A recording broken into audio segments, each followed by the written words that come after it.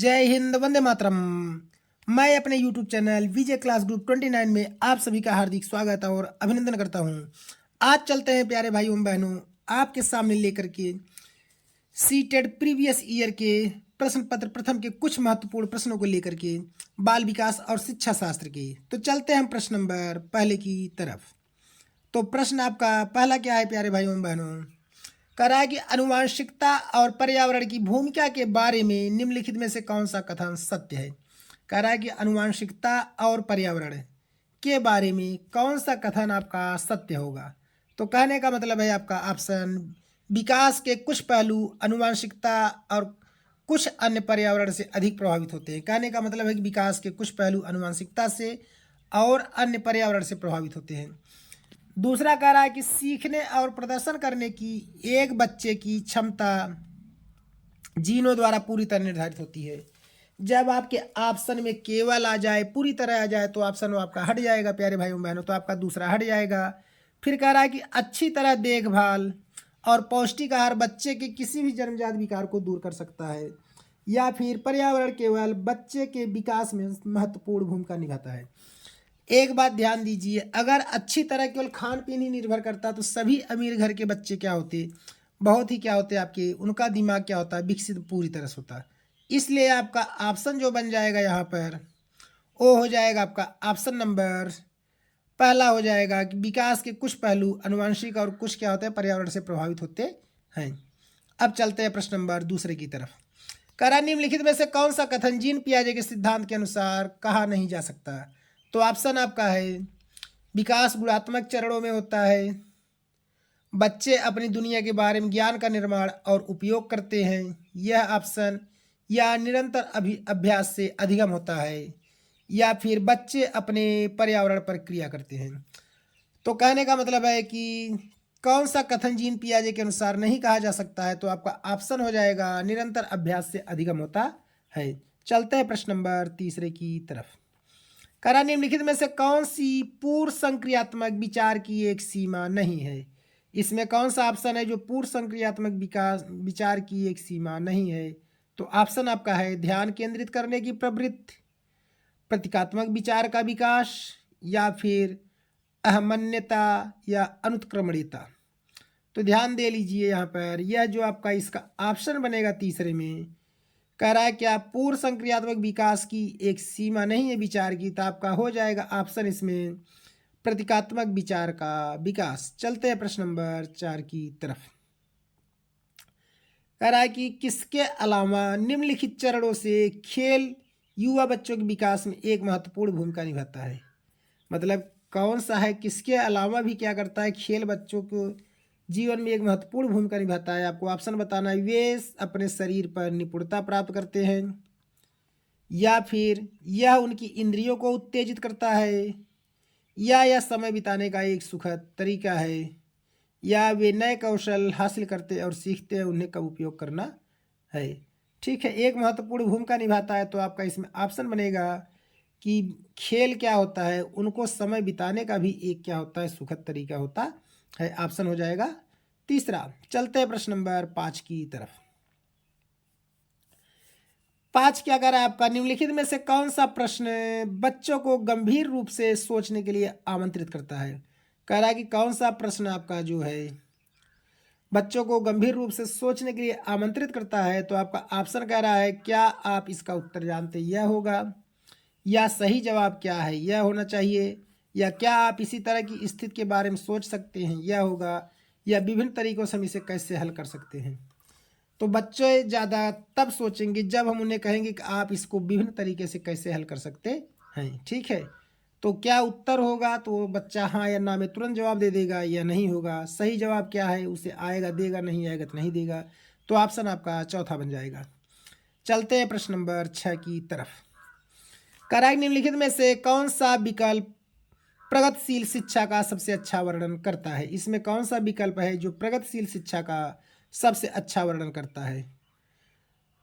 ठीक है, कह रहा करके सीखना, परियोजना विधि, सहयोग से सीखना, या थीमेटिक इकाइयाँ, नियमित इकाइयाँ, परीक्षण या रैंकिंग, व्यक्तिगत अधिगम, क्षमता समूह बनाना, छात्रों की लेबलिंग, परियोजना विधि, क्षमता समूह बनाना, रैंकिंग।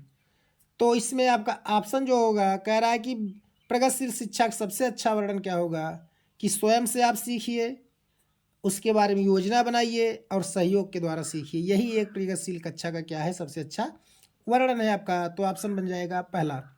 चलते हैं प्रश्न नंबर 7 की तरफ। प्रगतिशील शिक्षा के बारे में निम्नलिखित में से कौन सा कथन बताता है शिक्षा स्वयं ही जीवन है। तो कह रहा है कि इसमें कौन सा कथन बताता है हमें कि शिक्षा स्वयं ही क्या है, जीवन है। कह रहा है स्कूल शिक्षा को यथासंभव लंबे समय तक जारी रखना चाहिए। यह या स्कूलों की आवश्यकता नहीं है, बच्चे अपने जीवन के अनुभव से सीख सकते हैं। या स्कूलों में शिक्षा सामाजिक और प्राकृतिक दुनिया को प्रतिबिंबित करें। या जीवन सच्चा शिक्षक है। तो प्रगतिशील शिक्षा के बारे में आपका जो ऑप्शन बनेगा इसमें 7वां, तो हो जाएगा क्या, स्कूलों में शिक्षा सामाजिक और प्राकृतिक दुनिया को क्या करता है, प्रतिबिंबित करता है। चलते हैं प्रश्न नंबर 8 की तरफ। कह रहा है कोहलबर्ग के सिद्धांत के योगदान के रूप में निम्नलिखित में से किसे माना जा सकता है। कोहलबर्ग के सिद्धांत के रूप में निम्नलिखित में से किसको माना जा सकता है। ऑप्शन आपका बनेगा, उनके सिद्धांत से संज्ञानात्मक परिपक्वता और नैतिक परिपक्वता के बीच एक सहयोग का समर्थन किया है। या इस सिद्धांत में विस्तृत परीक्षण की प्रक्रियाएं हैं। या यह नैतिक तर्क और कार्रवाई के बीच एक स्पष्ट संबंध स्थापित करता है। या उनका विश्वास है कि बच्चे नैतिक दार्शनिक हैं। तो ऑप्शन जो बनेगा प्यारे भाइयों इसमें पहला हो जाएगा, उनके सिद्धांत ने संज्ञानात्मक परिपक्वता और नैतिक परिपक्वता के बीच एक सहयोग समर्थन किया है। चलते हैं प्रश्न नंबर 9 की तरफ।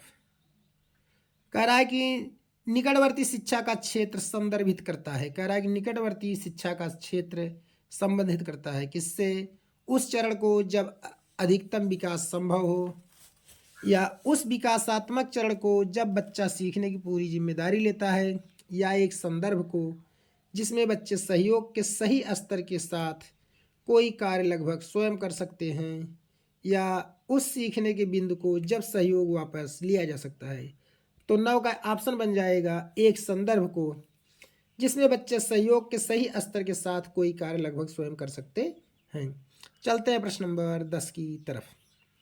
कह रहा है एक उभयलिंगी व्यक्तित्व क्या करता है,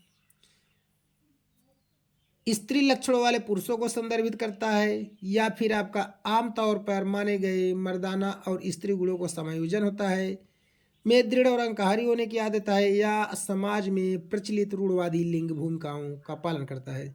उभयलिंगी का मतलब होता है आपका थर्ड जेंडर, मीन्स जिसको हम क्या कहते हैं, आप समझ ही गए हैं। तो इसमें ऑप्शन जो बन जाएगा आपका 10वां में, कह रहा है क्या, इसमें मर्दाना और स्त्री गुणों का क्या होता है, समायोजन होता है। मतलब दोनों क्या होते हैं गुण इसमें पाए जाते हैं, उसी हम क्या कहते हैं, उभयलिंगी मतलब थर्ड जेंडर कहते हैं। ठीक है, चलते हैं प्रश्न नंबर 11 की तरफ।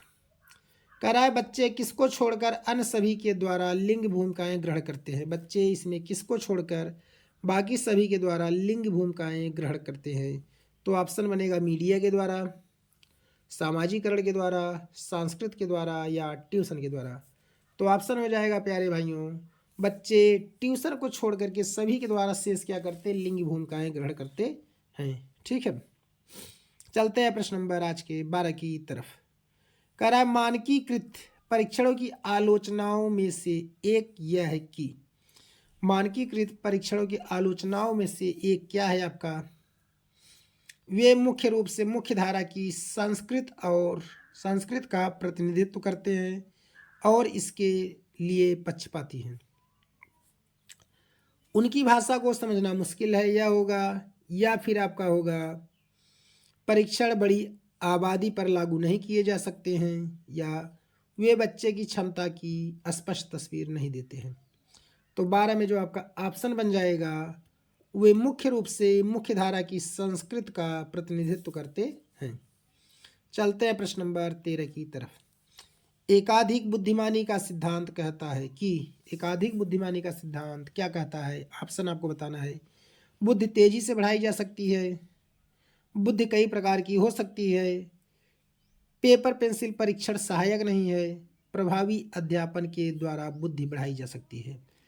तो एकाधिक मतलब एक से अधिक बुद्धिमानी का सिद्धांत क्या कहता है कि बुद्धि कई प्रकार की हो सकती है। 13 का आपका दूसरा ऑप्शन हो जाएगा। चलते हैं प्रश्न नंबर 14 की तरफ। कह रहा है कि इस शिक्षक सीखने के लिए मूल्यांकन और सीखने के मूल्यांकन दोनों का उपयोग कर सकते हैं। कह रहा है शिक्षक सीखने के मूल्यांकन और सीखने के लिए मूल्यांकन का उपयोग कर सकते हैं। तो आपका ऑप्शन क्या होगा? बच्चों की प्रगति और उपलब्धि स्तर को जानने में, या कह रहा है बच्चे के सीखने की ज़रूरत को जानने में, और तदनुसार शिक्षण रणनीति का चयन करने में, आवधिक अंतरालों पर बच्चे के प्रदर्शन का आकलन करने और उसके प्रदर्शन को प्रमाणित करने में, या बच्चे की प्रगति की निगरानी करने और उनके सीखने के अंतराल को भरने के लिए उचित लक्ष्य निर्धारित करने में। तो इसका जो ऑप्शन बन जाएगा वह हो जाएगा 14 का पहला हो जाएगा। क्या हो जाएगा? पहला, बच्चे की प्रगति और उपलब्धि स्तर को जानने में। अगला कह रहा है आपका निम्नलिखित में से कौन सा सतत और व्यापक मूल्यांकन से संबंधित नहीं है। सतत और व्यापक मीन्स लगातार और विस्तृत रूप से, मतलब कि जिसमें आपका लगातार और विस्तृत रूप से जिसका संबंध हो उससे। कह रहा है इसे भारत के शिक्षा के अधिकतर अधिनियम द्वारा अनिवार्य किया गया है, या यह शिक्षण अधिगम प्रक्रिया का एक अभिन्न अंग है, या यह विभिन्न शिक्षा शास्त्रों क्षेत्रों में बच्चे की उपलब्धि पर केंद्रित है, या यह बच्चों को धीमे, खराब या बुद्धिमान के रूप में चिन्हित करने में उपयोगी होता है। तो आपका जिससे संबंधित नहीं है तो आपका बन जाएगा 15 का चौथा ऑप्शन हो जाएगा। चलते हैं प्रश्न नंबर 16 की तरफ। कह रहा है बच्चों में प्रतिभाशालिता के कारण हो सकती है। बच्चों में प्रतिभाशालिता के कारण हो सकती है। क्या हो सकती है?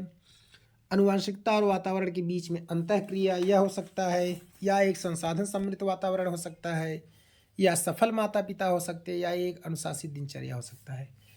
तो प्रतिभाशालिता के कारण आपका जो बनेगा यहाँ पर आनुवंशिकता और वातावरण के बीच एक अंतःक्रिया हो जाएगा। चलते हैं प्रश्न नंबर हम 17 की तरफ।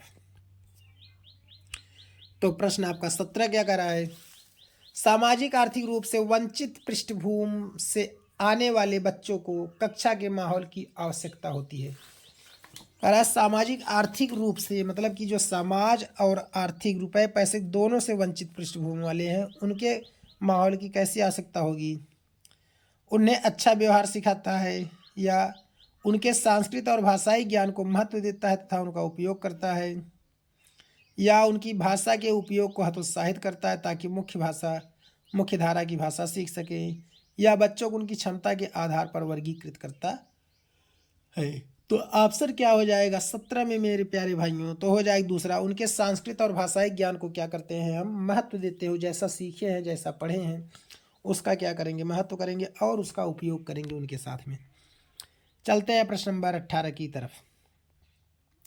कक्षा में सृजनात्मक और प्राकृतिक बच्चों के लिए आवश्यक हस्तक्षेप निर्भर करता है। किस पर निर्भर करता है? तो ऑप्शन हो जाएगा आपका यहाँ पर शिक्षक द्वारा अनुकूलित और प्रेरक निर्देशन तरीकों के उपयोग पर, उन्हें अतिरिक्त समय दिए जाने पर, उन्हें प्रतिस्नेही होने के नाते पर, उन्हें अन्य बच्चों को पढ़ाने की जिम्मेदारी देने पर। तो ऑप्शन आपका इसमें बन जाएगा हस्तक्षेप निर्भर करता है किस पर? शिक्षक द्वारा अनुकूलित और प्रेरक निर्देशन तरीकों के उपयोग पर। चलते हैं प्रश्न नंबर 19 की तरफ।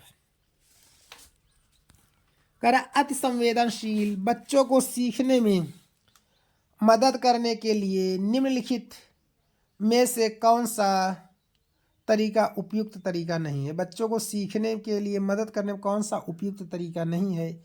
ऑप्शन इसमें हो जाएगा आपका जो एक कार्य को छोटे प्रबंधी खंडों में तोड़ना, या अधिगम के वैकल्पिक तरीकों की पेशकश, या उनके दैनिक कार्यक्रम में शारीरिक गतिविधि का समावेश, या बेचैन होने पर उन्हें फटकार लगाना। तो ऑप्शन इसमें हो जाएगा जो तरीका नहीं होगा चौथा हो जाएगा बेचैन होने पर उन्हें फटकार लगाना। चलते हैं प्रश्न नंबर 20 की तरफ। कह रहा है अलग अलग सोच वाले पैटर्न उन बच्चों की पहचान करते हैं जो अलग अलग सोच वाले पैटर्न कौन से बच्चों की पहचान करते हैं? विकलांग है, डिसलेक्सिया है, सृजनात्मक है, प्रत्यास्थी है। तो देखिए यहाँ पर जब अलग अलग सोच की बात करेगा तो सृजन कर सकेगा, सीखेगा, विस्तृत मात्रा में रचना करेगा, तो आपका ऑप्शन ही बन जाएगा डायरेक्ट यहाँ पर तीसरा सृजनात्मक। चलते हैं प्रश्न नंबर 21 की तरफ। 21 कह रहा है निम्नलिखित में से कौन सा शिक्षक द्वारा कक्षा में बच्चों के लिए समस्या हल करने के तरीके का वर्णन नहीं करता? कह रहा है शिक्षक द्वारा बच्चों के लिए समस्या हल करने के तरीके का वर्णन नहीं करता है, वो आपका क्या होगा? किसी विशेष समस्या को हल करने के बारे में अपनी विचार प्रक्रिया पर चर्चा करना यह होगा, या कुछ हल करते समय गलतियों को करने के प्रति ईमानदार रहना, या फिर सोच विचार परीक्षण और विभिन्न उत्तरों जैसे शब्दावली का प्रयोग करना, या सरल उत्तरों वाले प्रश्न पूछना। तो ऑप्शन हो जाएगा 21 का जो नहीं करता है, तो आपका चौथा ऑप्शन बन जाएगा अब सरल उत्तरों वाले प्रश्न पूछना। चलते हैं प्रश्न नंबर 22 की तरफ। करा निम्नलिखित में से कौन सा एक संवेग है? संवेग क्या है आपका? करा स्मृति है, डर है, ध्यान है, उत्तेजना है। तो इसमें आपका संवेग कौन सा है मेरे प्यारे भाइयों? तो स्मृति माने होता है याद रखना, ध्यान माने होता है सोचना, उत्तेजना माने होता है आपका मतलब किसी चीज़ के प्रति एक्साइट होना। लेकिन कह रहा है संवेग आपका जिसमें बहुत ज़्यादा आपका हो, तो ऑप्शन बन जाएगा डर हो जाए। क्या हो जाएगा? डर हो जाएगा। चलते हैं प्रश्न नंबर 23 की तरफ। कह रहा है एक 3 साल का बच्चा बताता है कि दूध बूथ पर एक मशीन द्वारा दूध का उत्पादन किया जाता है। कह रहा है कि एक बच्चा यह बताता है कि दूध जो है एक मशीन द्वारा उत्पन्न किया जाता है। निम्नलिखित में से बच्चे की समझ का सबसे अच्छा स्पष्टीकरण है। क्योंकि देखिए बच्चा कभी क्या है यह नहीं देखा है कि दूध कहाँ से निकलता है, तो इसलिए वो कह रहा है कि वो मशीन द्वारा दूध क्या करता है? निकलता है। तो ऑप्शन बन जाएगा बच्चे को दुनिया का बहुत सीमित अनावरण ज्ञान है, यह होगा। या फिर बच्चे का जवाब दूध बूथ से दूध खरीदने के अपने अनुभव पर आधारित है, या बच्चे ने गायों को कभी नहीं देखा, या बच्चे का परिवार बच्चे को प्रेरक वातावरण प्रदान नहीं करता। तो ऑप्शन इसका जो बनेगा दूसरा हो जाएगा। बच्चे का जवाब दूध बूथ से खरीदने के लिए अपने अनुभव आधारित है। चलते हैं प्रश्न नंबर 24 की तरफ। प्रश्न 24 आपका क्या कह रहा है? निम्नलिखित में से कौन सा शिक्षक की भूमिका का सबसे अच्छा वर्णन करता है? शिक्षक की भूमिका का सबसे अच्छा वर्णन क्या करता है? प्रश्न नंबर 24 में कह रहा है कक्षा में शिक्षक की सबसे महत्वपूर्ण भूमिका अनुशासन को बनाए रखना है। चाहे आप पढ़ाइए चाहे ना पढ़ाइए, बच्चे को आप क्या कर सकते हैं? छोड़ देंगे, या बच्चे वैसे खेलते रहे, यह होगा। या शिक्षक को निर्धारित पाठ्यपुस्तक का पालन करना चाहिए, मतलब ये निर्धारित है बुक की आप यही पढ़ाएंगे बस और कुछ नहीं करना है हमें। या फिर पाठ्यक्रम को समय पर पूरा करने के साथ दोहराने के लिए पर्याप्त समय देना, कि हमारा मतलब है कि हम पाठ्यक्रम को क्या करेंगे? ख़त्म कर देंगे समय के साथ, ठीक है, और उसको दोहराएंगे। या आराम के लिए जगह बनाना जहाँ बच्चे संवाद और पूछताछ के माध्यम से सीखते हैं, या ऐसा स्थान देना जहाँ बच्चे क्या करें? स्वयं एक दूसरे से आपस में पूछताछ कर सके। तो ऑप्शन बन जाएगा यही चौथा ही। चलते हैं प्रश्न नंबर 25 की तरफ। कह रहा है निम्नलिखित में से कौन सी कक्षा समृद्ध शिक्षा को प्रोत्साहित करती है? कह रहा है कक्षा समृद्ध शिक्षा को कौन प्रोत्साहित करता है? तो आपका ऑप्शन कह रहा है वह कक्षा जिसमें प्रदर्शित विभिन्न प्रकार की सामग्री बच्चों की पहुंच से परे हो। जब परे होगा तो प्रोत्साहित कहाँ करेगा? यहीं कट जाएगा। वह कक्षा जिसमें खुली गतिविधियां कोने हों और विभिन्न प्रकार के बाल साहित्य खुली ताक सेल्फी में रखे हों, जो दिन के किसी भी समय प्राप्त किया जा सके। या फिर अलमारी में अच्छी तरह से संगठित सामग्री वाली कक्षा जिसमें सप्ताह में एक बार मुक्त खेल के लिए बाहर लाया जाए। या पाठ्य पुस्तक सामग्री द्वारा संचालित संरचित और योजनाबद्ध अधिगम वाली कक्षा।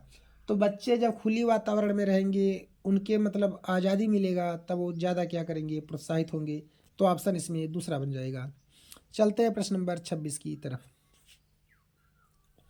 क्या कह रहा है कि आपके निम्नलिखित में से कौन सा कक्षा में पाठ्यपुस्तकों की भूमिका का सबसे अच्छा वर्णन करता है? कक्षा में पाठ्यपुस्तकों की भूमिका का सबसे अच्छा वर्णन कौन करता है? वे कक्षा में उपलब्ध संसाधन और संदर्भ सामग्री में से एक है, या वे एक राज्य या राष्ट्र में अधिगम में एक रूपता बनाए रखते हैं, या वे अध्ययन के पाठ्यक्रम के बारे में शिक्षकों और माता पिता को मार्गदर्शन प्रदान करते हैं, या फिर वे संसाधन रहित संदर्भ में सबसे आवश्यक अधिगम संसाधन बनाते हैं। तो 26 का जो आपका ऑप्शन बनेगा, वे कक्षा में उपलब्ध संसाधन और संदर्भ सामग्री में से एक हैं। चलते हैं प्रश्न नंबर 27 की तरफ। राष्ट्रीय पाठचर्या फ्रेमवर्क NCF 2005 ने अपनी समझ से प्राप्त की, क्या प्राप्त की? मानवतावाद, व्यवहारवाद, रचनावाद या संज्ञानात्मक सिद्धांत। तो NCF 2005 का जो आपका था राष्ट्रीय पाठचर्या फ्रेमवर्क, वो आपका रचनावाद को क्या किया? प्राप्त किया। चलते हैं प्रश्न नंबर 28 की तरफ। करा कक्षा में बच्चों को प्रेरित समझा जा सकता है यदि कक्षा में बच्चों को प्रेरित समझा जा सकता है यदि वो क्या करें? वे अच्छी तरह से वर्दी पहने स्कूल में आते हैं, या फिर वे कक्षा में अनुशासन बनाए रखते हैं, या वे सभी उपस्थित में नियमित होते हैं, या वे शिक्षक से स्पष्टीकरण प्राप्त करने के लिए प्रश्न पूछते हैं। तो प्रेरित कक्षा वही माना जाएगा जिसमें बच्चा क्या करेगा? शिक्षक से वाद विवाद सब चीज़ें कर सके मतलब बात प्रत्यावाद कर सके, मतलब प्रश्न उनसे पूछ सके। तो ऑप्शन आपका चौथा बन जाएगा। चलते हैं प्रश्न नंबर 29 की तरफ। निम्नलिखित में से कौन सा बच्चों में अधिगम में सुधार करने के सबसे उपयुक्त है? बच्चों के अधिगम में सुधार करने का सबसे उपयुक्त साधन क्या होगा इसमें? तो ऑप्शन आपका दे रहा है, नियमित मूल्यांकन परीक्षा आयोजित की जानी चाहिए, या शिक्षक को विभिन्न उदाहरणों और चित्रों का उपयोग करके विषय की व्याख्या करनी चाहिए, या फिर आपका ऑप्शन बनेगा इसमें कक्षा में सभी प्रकार की शिक्षण सामग्री होनी चाहिए, या आपका जो ऑप्शन होगा शिक्षक को वास्तविक जीवन स्थितियों पर बच्चों को एक दूसरे के साथ बातचीत करने में मदद करनी चाहिए। तो 29 का जो ऑप्शन बन जाएगा प्यारे भाइयों चौथा हो जाएगा। चलते हैं आज के लास्ट प्रश्न की तरफ।